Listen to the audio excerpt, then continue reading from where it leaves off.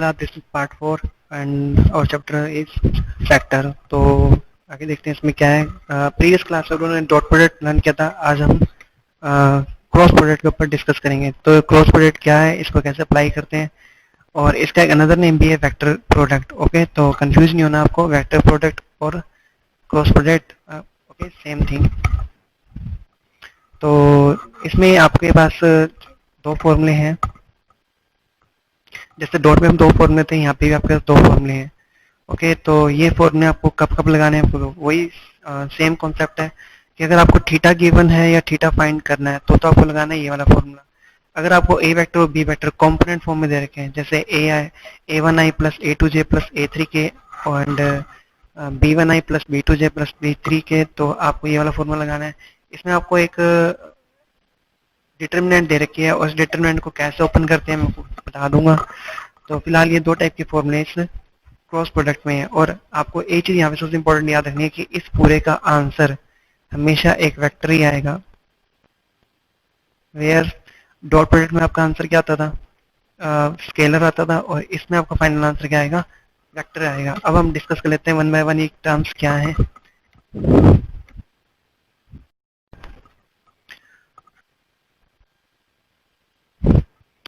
Alright class, ये a b तो modulus है, थीटा एंगल है, angle between a and b, और एन कैप जो है वो इस पूरे ए क्रॉस बी की डायरेक्शन को शो करता है। उसकी डायरेक्शन में ये एक यूनिट वेक्टर है। क्योंकि अगर ये एन कैप नहीं होता तो हमारा आंसर स्केलर बन जाता। ये एन कैप क्यों लगाया, ताकि हमारा आंसर क्या हो, वेक्टर हो। तो इसका मैं एक डायग्राम दिखाता हूँ जिससे आपको और क्लियर हो जाएगा ये।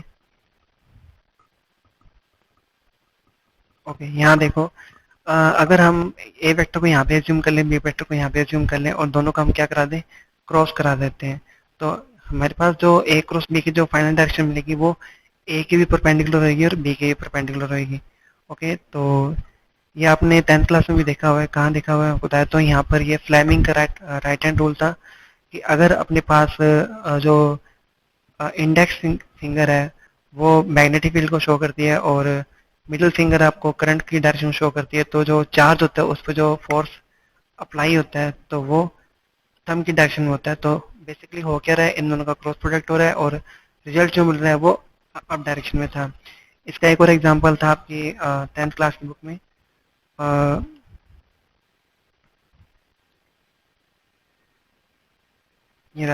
ये मैक्सवेल का स्क्रू लॉ था कि अगर आप स्क्रू को क्लॉकवाइज और एंटी क्लॉकवाइज मूव करते हो तो उसकी डायरेक्शन जो रहती है वो क्रॉस प्रोडक्ट की डायरेक्शन रहती है। तो यहाँ देखो, यहाँ पे क्रॉस इस तरफ हो रहा है तो आपको डायरेक्शन क्या मिल गई, अप साइड, जैसे मैंने आपको प्रीवियस डायग्राम में दिखाया था। आप इस डायग्राम से भी समझ सकते हो इसको।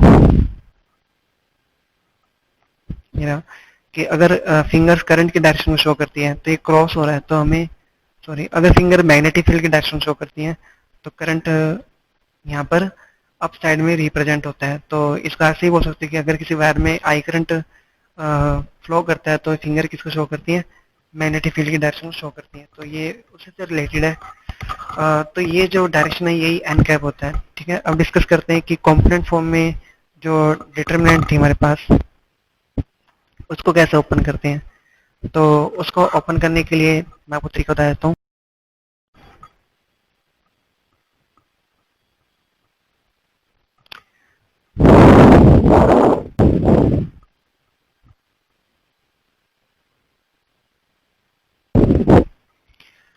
अगर आपको कोई डिटरमिनेंट दे रखी है और आप उसको ओपन करना चाहते हो या एक्सपेंड करना चाहते हो तो आपको क्या करना है, सबसे पहले इस ए को तो आप लिख दो आउटसाइड में, और फिर ए के रिस्पेक्ट जो रो और कॉलम थी उसको आप हाइड कर दो। बी को भी रख दो आप आउटसाइड में, और बी के रिस्पेक्ट जो रो थी और कॉलम थी उसको हाइड कर दो, जैसे यहाँ पे हाइड हुई पड़ी है। फिर सी को रख दो आउटसाइड, और सी के रिस्पेक्ट जो रो और कॉलम है उसको भी हाइड कर दो। आपको साइन ऑल्टरनेटली लगाने के बाद प्लस फिर माइनस फिर प्लस, फिर जो हाइड है उसको आप छोड़ दो, बाकी सबको आप राइट कर लो ऐसे। तो हाइड को आप इग्नोर कर दो और ये राइट कर लो, और यहाँ पे डी ई जी एच आपको ऐसे विजिबल हो जाएंगे। और लास्ट में आपको क्या करना है, क्रॉस प्रोडक्ट कराने हैं, ई को आई के साथ और एच को एफ के साथ, और बीच में लगाना है माइनस।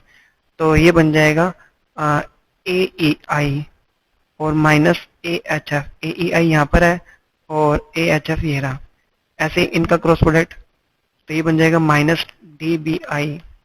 तो माइनस डी बी आई जो है ये रहा आपका, और इसका बन जाएगा, क्योंकि इन दोनों के बीच माइनस आएगा तो एक माइनस पहले से ही है, तो प्लस डी जी एफ हो जाएगा, तो ये डी एफ जी ये रहा।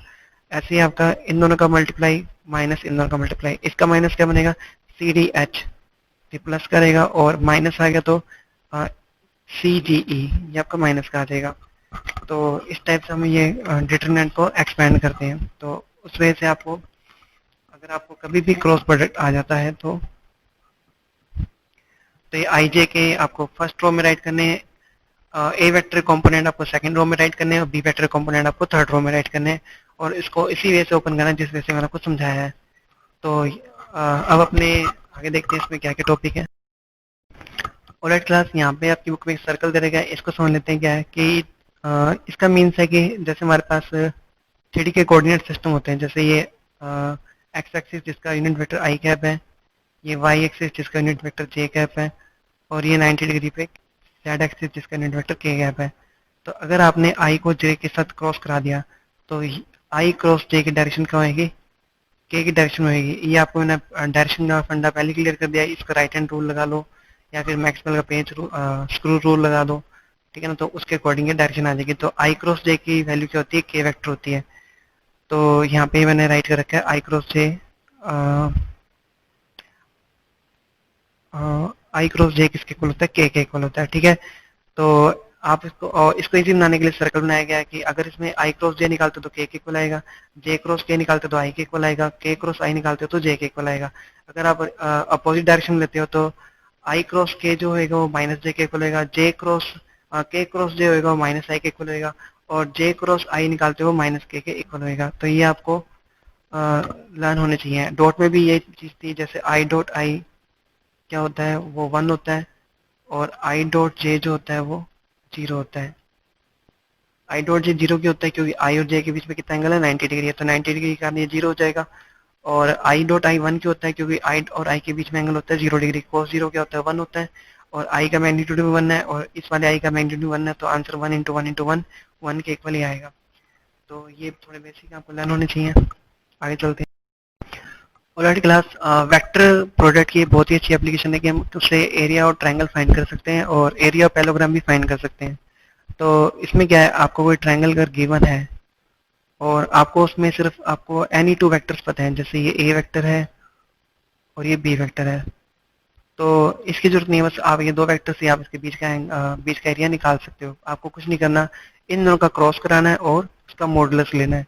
तो आपका जो एरिया ऑफ ट्रायंगल आ जाएगा वो आ जाएगा A vector cross B vector का मॉडुलस, और आपको हाफ और करना है। अगर हाफ नहीं करोगे तो एरिया ऑफ पैलोग्राम फाइंड हो जाएगा। जैसे अपने पास सपोज करो कोई पैलोग्राम है जिसमें ए वेक्टर है और ये बी वेक्टर है, बस इन 2 वेक्टर के हेल्प से पूरे पैरेललोग्राम का एरिया निकाल सकते हो। वो आपके पास आंसर क्या आ जाएगा, A vector cross B vector. Okay, अब आप सोच रहे हो कि इन दोनों का क्या होगा, तो देखो इसका कोई मैटर नहीं, क्योंकि जो बी वेक्टर है वो ये बी वेक्टर है, सेम ही तो है, क्योंकि डायरेक्शन सेम है, मैग्नीट्यूड सेम है। और ये जो ए वेक्टर है ये वही ए वेक्टर है, क्योंकि डायरेक्शन भी सेम है और मैग्नीट्यूड भी सेम है, ठीक है। तो अगर आप हाफ कर देते हो तो एरिया ऑफ ट्रायंगल फाइंड हो जाएगा, अगर हाफ नहीं लगाते तो एरिया ऑफ पैरेललोग्राम आ जाएगा। ओके, तो नेक्स्ट देखते हैं इसमें। Alright class, area of triangle में एक चीज़ बताना भूल गया कि यहाँ पे आपको कंफ्यूजन होता है कि आपको कौन सा वेक्टर लेना है, कौन से 2 वेक्टर पिक करने हैं, ए वेक्टर लेना है, बी वेक्टर लेना है या सी वेक्टर लेना है। तो आप इसमें एक चीज नोटिस करना है कि कोई भी 2 वेक्टर ऐसे उठाने हैं जिनका इनिशियल पॉइंट सेम हो। जैसे ए वेक्टर और बी वेक्टर है, इनका इनिशियल पॉइंट यहाँ है, तो आप ए वेक्टर और बी वेक्टर ही लोगे, ठीक है ना। बी और सी नहीं लेना क्योंकि इनिशियल पॉइंट इनका अलग अलग है। ए वेक्टर और सी वेक्टर भी ले सकते हो क्योंकि दोनों का एंडिंग पॉइंट सेम है, बट कुछ कॉन्सेप्ट में प्रॉब्लम आ जाती है, तो इसमें ए वेक्टर और बी वेक्टर ही आपको लेने हैं। ओके, लास्ट देख लेते हैं, condition of collinearity of 3 points. ये क्वेश्चन 13.1 में भी था, वहाँ पे मैंने छुड़वा दिया था, मैंने आपको कहा था कि एक साथ में करा दूंगा दोनों को। तो अगर कोई वेक्टर्स एक ही लाइन में है तो उनको कहते हैं कोलिनियर, बट अगर कोई वेक्टर्स डायरेक्शन सेम हो बट अप साइड और डाउन साइड हो तो वो होते हैं पैरेलल। तो ये पैरेलल है और ये कोलिनियर है। ओके, तो ये एक ही लाइन के ऊपर लाई करते हैं बट ये एक लाइन के ऊपर लाई नहीं करते। हाँ, डायरेक्शन दोनों की सेम होती है, तो हमें चेक करना है कि कोई जो हमें गिवन वेक्टर्स हैं वो कोलिनियर है या नहीं है। तो आप क्या करोगे, आप है ना, जैसे जो भी आपके पास वेक्टर होंगे, जैसे मैं एक बार फिलहाल दो की वेक्टर की बात कर लेता हूँ। हमें ये चेक करना है कि ए वेक्टर और बी वेक्टर कोलिनियर है या नहीं। तो आप क्या करोगे, उसका उससे ना एक ट्रायंगल बना लो, उस ट्रायंगल का आप क्या निकाल दो, एरिया निकाल दो।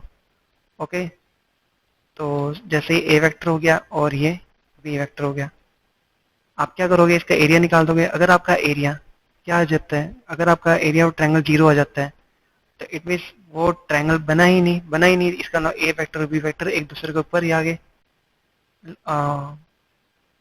कोइंसाइड हो गए या फिर कोलिनियर हो गए। तो कोलिनियर कंडीशन क्या होती है कि उनका उनसे जो एरिया उससे जो ट्रायंगल बनता है उसका एरिया क्या होता है, जीरो होता है। कोलिनियर की एक और कंडीशन होती है कि जो दो वेक्टर होते हैं अगर वो किसी मल्टीपल के इक्वल हो तो भी वो कोलिनियर होते हैं। ये आपने कहाँ स्टडी किया था, 10th क्लास में। आपको याद होगा कि चैप्टर थर्ड था, चैप्टर आपके पास था linear equation in two variable. तो उसमें क्या था कि हम ये चेक कर लेते थे कि a1/a2 अगर इक्वल होता था b1/b2 के, इक्वल होता था c1/c2 के, तो हम क्या कहते थे कि ये लाइंस क्या होती थी, कोइंसाइड होती थी, कोलिनियर भी कह सकते थे आप। तो वही चीज़ है यहाँ पर है, अगर ये रेशो इक्वल है या फिर ये यहाँ पे भी रेशो ही है, क्योंकि b को इसके अपॉन में लेके जाओगे तो क्या बन जाएगा, a वेक्टर अपॉन में b वेक्टर, तो इक्वल्स टू लैम्डा। ओके, यहाँ पे भी कोई ना कोई रेशो आता था, वो रेशो मान लो लैम्डा ही है। तो तब भी हम क्या कह सकते हैं, वेक्टर क्या होते हैं, कोलिनियर होते हैं। ठीक है, तो अब हम क्वेश्चंस करते हैं। ऑलराइट क्लास, क्वेश्चन देखते हैं। एग्जांपल 16, उसने सिंपली क्वेश्चन पूछा है कि इन दोनों का क्रॉस कराओ। तो क्रॉस कराने के लिए मैंने आपको बताया था कि आप एक डिटरमिनेंट बनाओगे जिसमें फर्स्ट रो में आई जे के लिखोगे, सेकंड रो में इस वाले वेक्टर के कंपोनेंट लिखोगे और थर्ड रो में सेकंड वाले वेक्टर के कंपोनेंट राइट करोगे। तो इसको ओपन कैसे करना है, मैंने आपको फॉर्मूला बता दिया था कि आपको इस टाइप से ओपन करना है कि ए का आउट किया और ए के कॉरस्पॉन्डिंग रो और कॉलम को हाइड किया, और जो अपने पास ये स्मॉल डैट बनेगा इसका क्रॉस मल्टीप्लाई करा के आउट कर दिया। तो ये मैं डिस्कस कर चुका हूँ, और उसी वे से आप इसको ओपन करोगे तो आपको ये रिजल्ट मिल जाएगा। और थोड़ा सिंप्लीफाई करने पर आपको -4i + 20j + 17 के आपका आंसर आ जाएगा। ओके, जैसे मैं आपको बताता हूँ कि आई को आउट कर दिया, इनका क्रॉस कराया, तो ये 3 4 जा 12, माइनस माइनस कैंसिल हो जाएंगे, और 4 4 जा 16, और दोनों के बीच में बाई डिफॉल्ट माइनस आएगा। तो ये रिजल्ट आ गया आपका। इसी वजह से आपको सारे ओपन करने हैं। जे वाले में ऑलरेडी एक माइनस लगता ही लगता है, जैसे मैंने आपको यहाँ बता दिया था कि ये जो बी है ये माइनस का है। ओके, नेक्स्ट क्वेश्चन देख। एग्जाम्पल 17, आपको दो वेक्टर दे रखे हैं और आपसे इतना क्या है कि एक ऐसा वेक्टर फाइंड करो जो क्या हो, ए के और बी के दोनों के क्या हो, परपेंडिकुलर हो। यानी कि सपोज ये सी वेक्टर है, तो हमें एक ऐसा वेक्टर निकालना है जो A vector perpendicular to C vector हो और B vector perpendicular to C vector हो। तो ये कॉन्सेप्ट हमने कहाँ देखा था, इस फॉर्मूले में, कि कोई भी दो वेक्टर होते हैं अगर उनका क्रॉस कर दें तो हमें जो थर्ड वेक्टर मिलता है वो ए के भी परपेंडिकुलर होता है, बी के परपेंडिकुलर होता है। तो इनडायरेक्टली ये क्वेश्चन आपको क्रॉस करने के लिए कह रहा है। तो आपको यहाँ पे क्या करना है कि आपको फॉर्मूला लगाना है, A cross B equals to A B sine theta n cap. अब क्वेश्चन में यूनिट वेक्टर पूछा है, तो किसको सब्जेक्ट ना हो गया, आप एन को सब्जेक्ट ना हो गए, तो ये दोनों वैल्यू डिवाइड में चली जाएंगे। परपेंडिकुलर तो थीटा आपका 90 डिग्री हो जाएगा, इसलिए साइन 90 क्या होता है, 1 होता है। तो बस आपके पास ये रिजल्ट रह जाएगा। इसमें आप क्रॉस कराओगे, क्रॉस कैसे कराते हैं, इस तरीके से करा देना क्रॉस, और क्रॉस करा के आपको उसका क्या लेना है, मैग्नीट्यूड लेना है। आप चाहो तो अलग अलग भी मैग्नीट्यूड ले सकते हो, ठीक है ना। तो इस आपका आंसर आ जाएगा। ओके, नेक्स्ट क्वेश्चन देखते हैं। राइट, ये काफी इंपॉर्टेंट क्वेश्चन है। उसमें आपको ये दो चीजें गिवन है और आपसे कहा है कि prove that a minus d vector and b vector minus c vector are parallel. तो पैरेलल के केस में आप क्या करोगे, आप इन दोनों का क्रॉस कराओगे। अगर इनका क्रॉस जीरो आ गया, जीरो वेक्टर आ गया, तो आपका स्टेटमेंट क्या होगा, दोनों वेक्टर आपस में क्या है, पैरेलल है। तो ये चीज मैंने आपको बताई थी जब मैंने आपको कहा था कि a cross b equals to A B sine theta होता है। तो क्योंकि उसमें साइन थीटा था, और पैरेलल में क्या होता है, थीटा जीरो होता है, और अगर थीटा जीरो होगा तो सारी वैल्यू जीरो हो जाएगी। और 0 हो जाएगा तो हमारे पास ए क्रॉस बी का, उसमें ए क्रॉस बी किसके इक्वल आता था, 0 वेक्टर के। तो इन दोनों को आप क्रॉस करा के देखोगे कि आपका आंसर 0 आ रहा है नहीं आ रहा। तो आपने इन दोनों को कंसिडर कर लिया और इन दोनों के बीच में क्रॉस करा दिया। अब ए का क्रॉस बी से ए क्रॉस बी, ए का क्रॉस सी से तो माइनस के साथ ए क्रॉस सी, ये आपने ऐसे राइट कर लिए। अब इनका ब्रैकेट्स ओपन कर लिया आपने, और ब्रैकेट ओपन करते करते एक चीज तो ध्यान रखनी है, गिवन में आपको क्या दिया, ए क्रॉस बी दे रखा है, तो ये तो चलो ओके है। ए क्रॉस सी आपको दे रखा है, ये भी ओके है। डी क्रॉस बी, यहाँ पे बी क्रॉस डी है, ये थोड़ा सा अपोजिट हो गया, तो अपने इसको जैसे इंटरचेंज करेंगे, बी को तो लाएंगे डी को तो लाएंगे, तो इस साइन प्लस का हो जाएगा। और डी क्रॉस सी नहीं है, यहाँ पे सी क्रॉस डी है, तो इसको भी जैसे इंटरचेंज करोगे तो इसका साइन भी चेंज हो जाएगा। अब टोटल कितने साइन हो गए, 1 2 और एक इंटरचेंज करने से 3, तो ओवरऑल एक माइनस तो आना ही आना है। ओके, तो अब क्योंकि दोनों रिजल्ट सेम है, आपको गिवन है, और रिजल्ट भी सेम है, दोनों आपको गिवन है, तो इनका आंसर क्या आ जाएगा, 0 वेक्टर आ जाएगा। 0 वेक्टर आ गया, इट मींस ये पैरेलल है। ओके, और पैरेलल मैंने आपको बताया था कि ये कोलिनियर से थोड़ा डिफरेंट होता है। ओके, तो नेक्स्ट अपन देखते हैं क्वेश्चन। एग्जाम्पल 19 देखते हैं। आपको ये चीज गिवन है और आपको प्रूफ करना है कि A vector minus C vector equals to lambda V vector. तो ये चीज मैंने आपको बताई थी कोलिनियर कंडीशन में, कि कोलिनियर केस में क्या होता है कि अगर दो वेक्टर कोलिनियर है तो या तो उनका क्रॉस क्या हो जाएगा, 0 वेक्टर बन जाएगा, या फिर वो दोनों वेक्टर है ना, वो किसी स्केलर के मल्टीपल, आपस में किसी स्केलर के मल्टीपल के इक्वल होंगे। तो इसी कॉन्सेप्ट को देखो, यहाँ पे भी कुछ मैच कर रहा है कॉन्सेप्ट। इट मीन्स हमें इनडायरेक्टली इनका क्या कराना है, क्रॉस कराना है, और रिचेक करना है कि क्या इनका क्रॉस 0 आता है। ए वेक्टर माइनस सी वेक्टर का हम क्या कराएंगे, क्रॉस करा देंगे, और थोड़ा सिंप्लीफाई करने पे आपका आंसर डेफिनेटली 0 वेक्टर आ जाएगा, क्योंकि आप ये गिवन कंडीशन भी यूज करोगे तो ये सारे कैंसिल होकर 0 वेक्टर बन जाएगा। आपका आंसर 0 वेक्टर आ रहा है, इट मीन्स दोनों वेक्टर क्या है, कोलिनियर है, और कोलिनियर है तो इट मीन्स ये आपस में किसी लैम्डा के इक्वल होंगे। यहाँ पैरेलल वर्ड यूज नहीं करना, कोलिनियर यूज करना है आपको। ओके, नेक्स्ट क्वेश्चन देखते हैं। क्लास प्रीवियस लेक्चर में मैंने आपको क्वेश्चन में 11 स्किप कराया था। उसका रीजन था कि मैंने आपको कहा था 13.3 के बाद ही कराऊंगा, क्योंकि इसमें वर्ड कोलिनियर आ गया, और कोलिनियर प्रूव करने के लिए आपको दो वे हैं, या तो आप इनका क्रॉस करा दो और आपका रिजल्ट क्या आ जाएगा, 0 वेक्टर आ जाएगा, या फिर आप ये प्रूफ कर दो कि ये वेक्टर किसी ना किसी मल्टीपल के इक्वल है। तो क्लियरली आपको दिख रहा है कि अगर इस पूरे वेक्टर को -2 से इंटू करा दें तो दोनों रिजल्ट सेम हो जाएंगे। यानी कि अगर ये वेक्टर ए है तो हम ये राइट कर सकते हैं कि ए वेक्टर को -2 से इंटू कराने पे वो किसके इक्वल आ रहा है, बी वेक्टर के। यानी रिजल्ट वही हो गया कि ए वेक्टर जो है किसके इक्वल है, लैम्डा बी वेक्टर के इक्वल है। तो इस कंडीशन में हम क्या कहते थे, कोलिनियर कहते थे। और आप एक काम और कर सकते हो, आप इनका क्रॉस करा सकते हो। क्रॉस कराने पे आपका आंसर डेफिनेटली 0 ही आएगा, और 0 आ गया तो इट मीन्स दोनों वेक्टर क्या हो जाएंगे, कोलिनियर हो जाएंगे। ओके, नेक्स्ट देखते हैं। Next example 20। आपको 3 पॉइंट्स दे रखे हैं, और आपसे ये क्या है कि एक ऐसा वेक्टर फाइंड करो जो प्लेन ए बी सी के परपेंडिकुलर हो और जिसका मैग्नीट्यूड क्या हो, 5 हो। बहुत ही अच्छा क्वेश्चन है। तो आपको क्या करना है, आपको परपेंडिकुलर वेक्टर जब भी निकालना हो तो इसका क्रॉस का कहीं ना कहीं रोल है, ठीक है ना। तो आप यहाँ पे दो वेक्टर फाइंड करोगे, पहले तो एक तो ए बी और एक ए सी।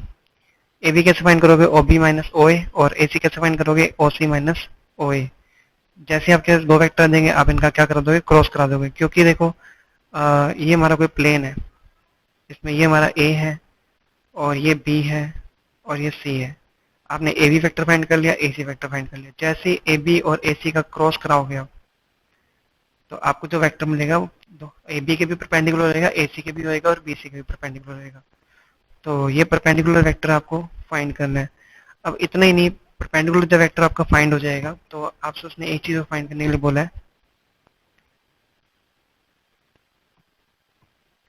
Unit vector. ओके, तो यूनिट वेक्टर कैसे निकालोगे, आपको क्या करना है, जो आपने क्रॉस करा के एक वेक्टर निकाला है उसका यूनिट वेक्टर निकालना है। यानी कि आप ये वेक्टर लोगे और इसका मैग्नीट्यूड ले लोगे और डिवाइड कर दोगे, क्योंकि यूनिट वेक्टर फॉर्मूला क्या होता है, वेक्टर और उसके मैग्नीट्यूड से क्या करते हैं, डिवाइड। तो ये आपका आंसर आ जाएगा। नेक्स्ट क्वेश्चन देख। Example 21, prove that the area of rectangle ABCD is half of AC cross BD. तो ये क्वेश्चन वैसे ही जैसे 10th क्लास में एरिया ऑफ रोम्बस क्या होता था,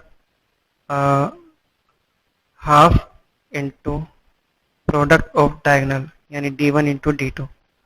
तो वही चीज़ है कि यहाँ पे जो AC और BD जो है ना वो डायगोनल ही है, तो ये रोम्बस का एरिया ही है। और क्योंकि जैसा रोम्बस का जो फॉर्मूला रोम्बस में अप्लाई होता है वो स्क्वायर में भी अप्लाई कर सकते हो आप, और वो रेक्टेंगल में भी अप्लाई हो सकता है। तो ये रेक्टेंगल दे रखा है आपको, तो इसमें आपको क्या करना है कि इसको दो छोटे छोटे ट्रायंगल में डिवाइड कर लो, एक तो ABC और एक ACD, दोनों का आप इंडिविजुअल एरिया ले लो।